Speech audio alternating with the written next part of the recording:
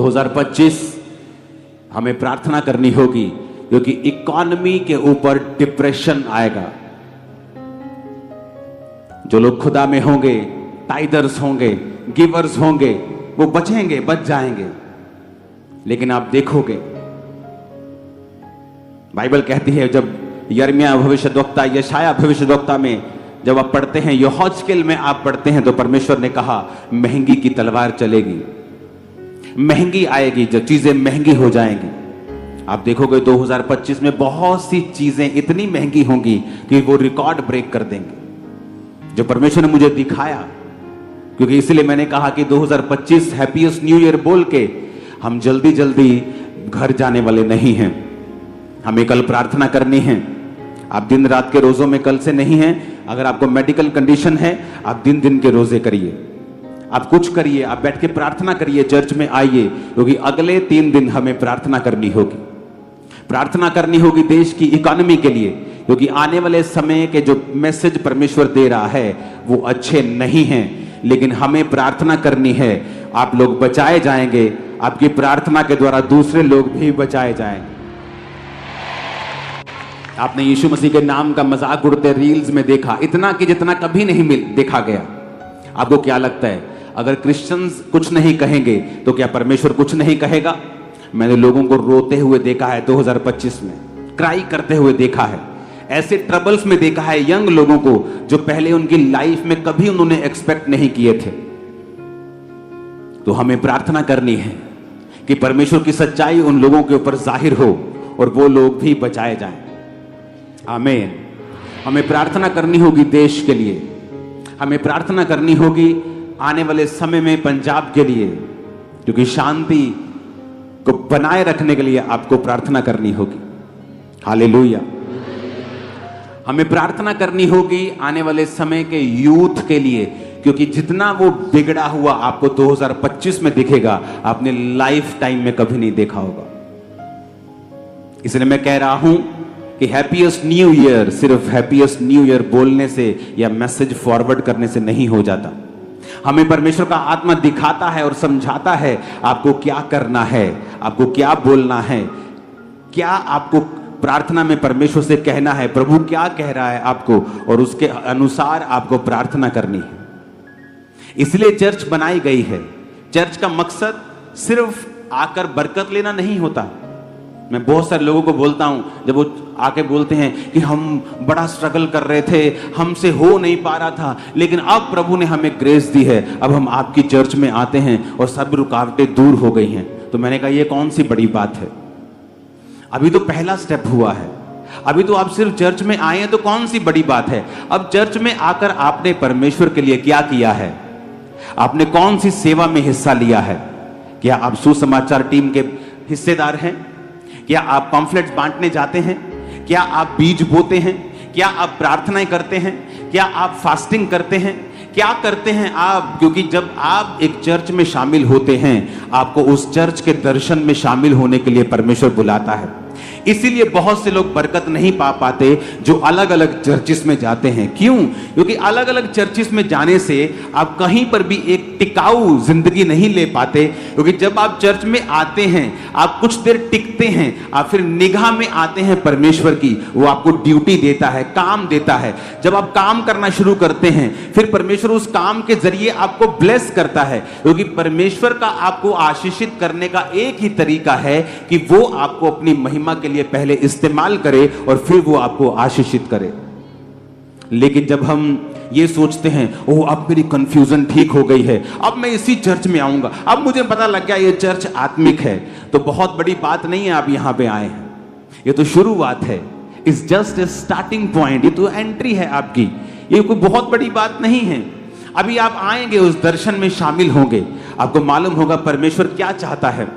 वो चाहता है मैं प्रार्थना करूं, वो चाहता है कि मैं अपने पास्टर के लिए, अपनी चर्च के लिए प्रार्थना करूं।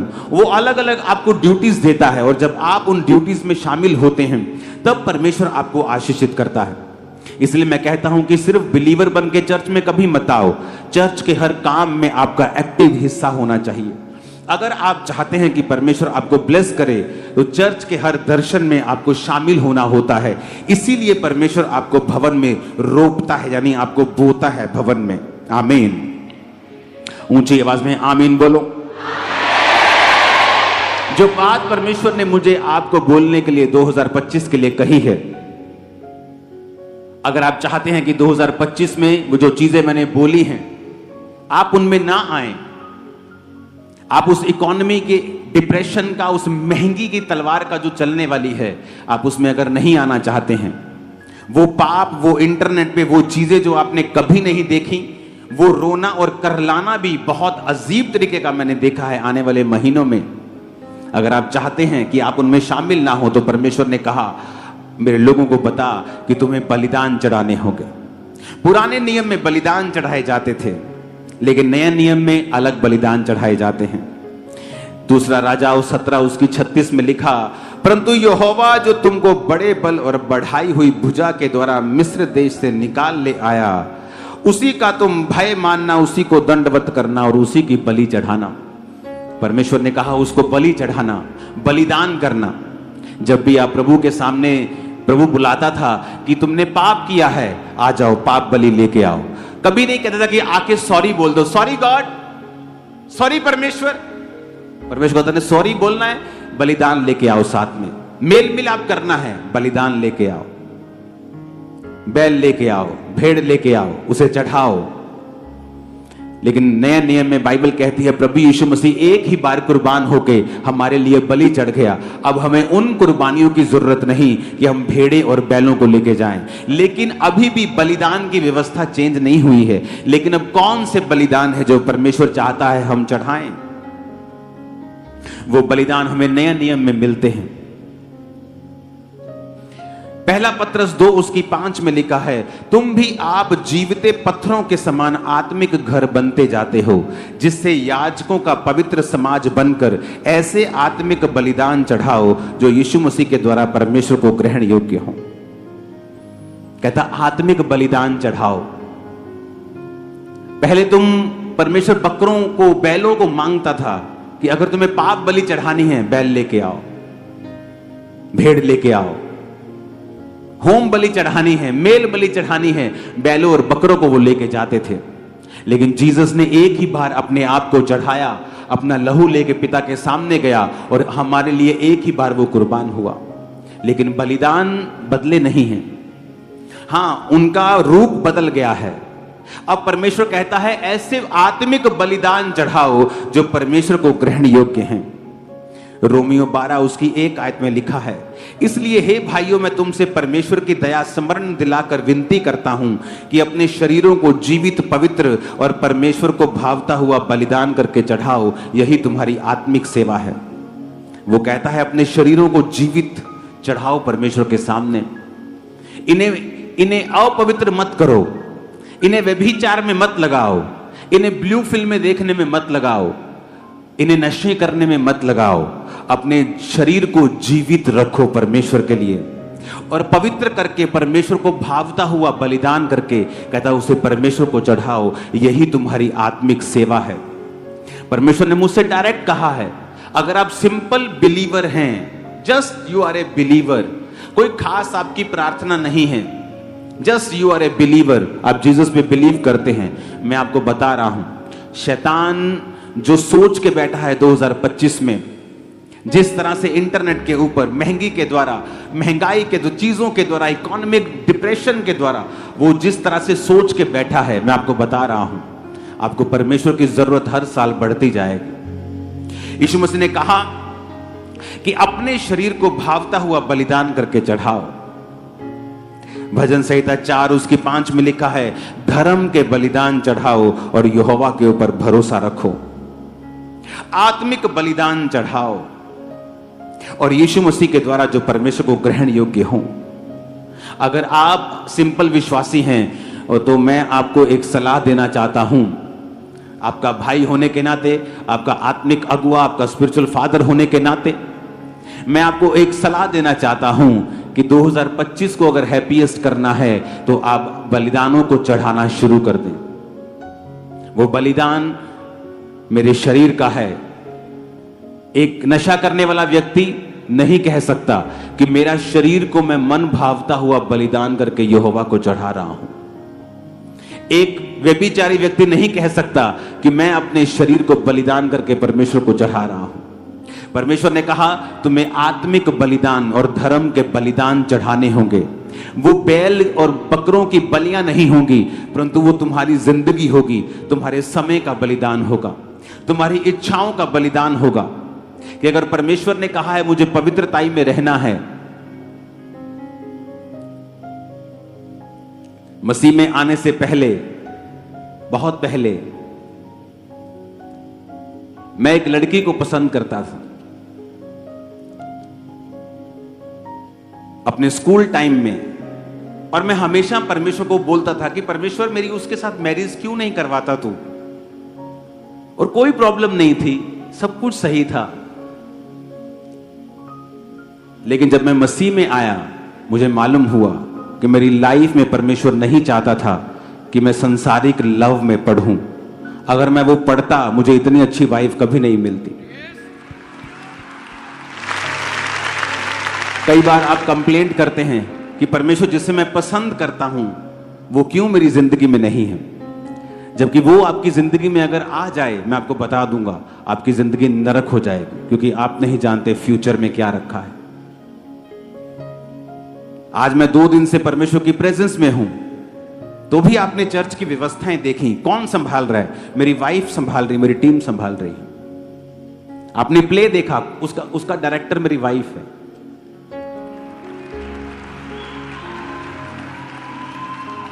तो अगर मेरी उस लड़की से शादी हो गई होती तो आज मैं यहां ना होता। कई बार हम परमेश्वर को बलिदान नहीं चढ़ा पाते कि परमेश्वर, आपको पसंद है एक व्यक्ति, आप उसके पीछे लगे रहते हैं, लेकिन परमेश्वर कहता है तुझे अपने शरीर को मन भावता हुआ बलिदान चढ़ाना है। यूथ में यह प्रॉब्लम है, क्योंकि जब आप अपनी इच्छा और अपनी पसंद से चलने लगते हैं, कई बार आप भूल जाते हैं कि परमेश्वर ने आपके लिए एक बेस्ट रखा हुआ है। वो ऐसा बेस्ट है, अगर आपने उसे मिस कर दिया, आपकी लाइफ कभी भी सेम नहीं हो सकती। चाहे आप 40 नहीं 404 लाख रोजे रख के परमेश्वर के सामने चले जाएं, वो चीजें बदलेंगी नहीं। इमोशनली कई बार आपको डिस्टर्बेंस फील होती है कि क्यों मेरे साथ ही, क्यों मेरा सब कुछ परफेक्ट है, मैं एवरीथिंग मेरी लाइफ में बेस्ट है। लेकिन परमेश्वर चाहता नहीं। कई बार आपके परिवार से आपको प्यार नहीं मिलता, आपके दोस्तों से आपको प्यार नहीं मिलता, क्योंकि परमेश्वर की उसमें इच्छा होती है। वो आपको अलग करना चाहता है और आपको अपने तरीके से चलाना चाहता है, आपकी तैयारी को अपने हिसाब से करना चाहता है। इसलिए मैं कहता हूं 2025 में अगर आपको परमेश्वर में चलना है, अगर आपको परमेश्वर की उन चीजों को लेना है, और मैं आपको अगर अंधेरा ज्यादा है तो रोशनी भी ज्यादा चमकती है। ये रोशनी अगर सुबह चलाएंगे तो चमकेगी नहीं, आपको लगेगा ठीक है, लेकिन रात को पूरी चर्च जगमग है। क्यों? ऐसा क्यों? रात को चर्च जगमग क्यों है? क्योंकि अब बाहर अंधेरा है, इसलिए रोशनी चमक रही है। अंधेरा बहुत होगा 2025 में, लेकिन आप चमकेंगे इन जीसस नेम। आप नई नई चीजों को लेंगे 2025 में इन जीसस नेम। हालेलुया। रोना धोना बंद कर दें, इमोशनल डिस्टर्बेंस अपनी लाइफ से निकाल दें, जीसस की ओर देखें, क्योंकि वो फ्यूचर जो परमेश्वर ने आपके लिए रखा है वो मार्वलस है। अगर आप प्रभु की ओर देखते जाएंगे और सब कुछ प्रभु की ओर से होगा, कुछ साल बाद अपनी लाइफ को देखेंगे, बोलेंगे वाओ, थैंक यू लॉर्ड, तूने कितना बड़ा काम किया है, छक्के छुड़ा दिए शैतान के। Hallelujah, hallelujah. तो मेरी बात को बड़े ध्यान से समझना है। अगर आपकी लाइफ ऐसी है कि आप गिवर नहीं हैं, आप प्रार्थना करते रहते हैं, प्रार्थना, लेकिन टाइथ नहीं बोते, आप प्रार्थना करते रहते बीजों को नहीं बोते, आप फास्टिंग नहीं करते, आपके अंदर परमेश्वर के लिए कुछ छोड़ने की इच्छा नहीं है, आप अपनी रिलेशनशिप्स को नहीं छोड़ पाते हैं, आप ऐसी चीजें नहीं छोड़ पाते जो परमेश्वर की ओर से नहीं है, तो मैं आपको बता रहा हूं शैतान आपको बहुत तंग करेगा 2025 में। क्योंकि अगर आपको मैं पहले नहीं बताऊंगा और बाद में ऐसा होगा तो आप कहेंगे कि परमेश्वर सारी दुनिया के साथ जो हो रहा है मेरे साथ भी हो रहा है, तो क्या फर्क है मुझ में और सारी दुनिया में। लेकिन इसीलिए मैं कह रहा हूं कि कोई मूर्ख ही होगा जो 2000 इस मीटिंग 24 नाइट की मीटिंग को मिस करेगा, क्योंकि आप उस ग्रेस को आज लेके जाएंगे, आप प्रभु में चल पाएंगे, उसमें आगे बढ़ पाएंगे, आप देखेंगे परमेश्वर के कामों को अपनी जिंदगी में किस तरह से प्रभु का आत्मा कर रहा है। Hallelujah, hallelujah. ये चर्च, आप लोग, मैं, हम किसी के विरोधी नहीं, किसी धर्म के नहीं, किसी जात के नहीं, क्योंकि परमेश्वर का राज्य यहां का नहीं है। लोग मुझे फॉरेन में पूछते थे, क्या आप खालिस्तान को समर्थन करते हैं, क्या आप ऐसे हैं? मैंने कहा मैं किसी के खिलाफ नहीं हूं, क्योंकि मेरा राज्य यीशु का राज्य यहां का नहीं, वहां का है। हम उधर लेके जा रहे लोगों को अनंत जीवन की ओर, यहां नहीं। आमीन। ये परमेश्वर है हमारे बीच में, और मैं आपको बता रहा हूं 2025 में आपका जीवन बलिदान देने वाला होना चाहिए।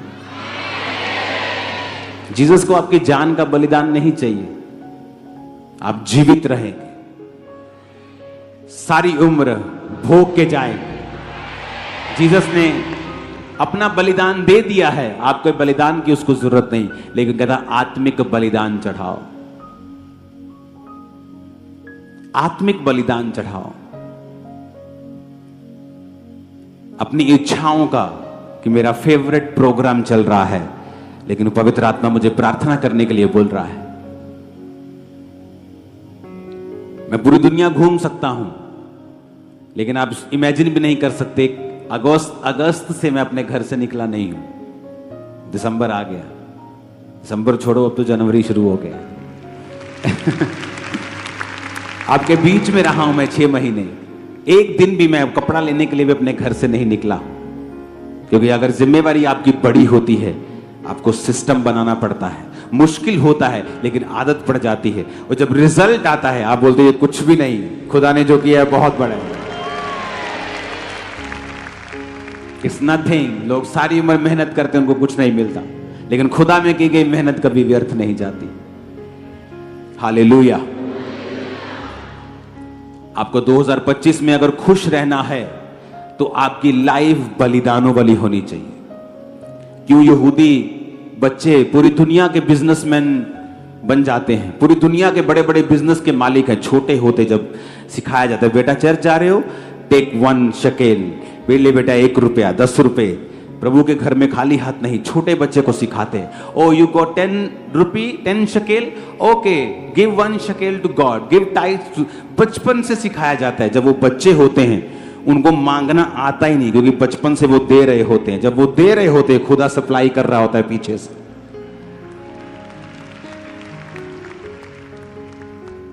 दाऊद ने अपना हजारों करोड़ों का सोना परमेश्वर में दे दिया था,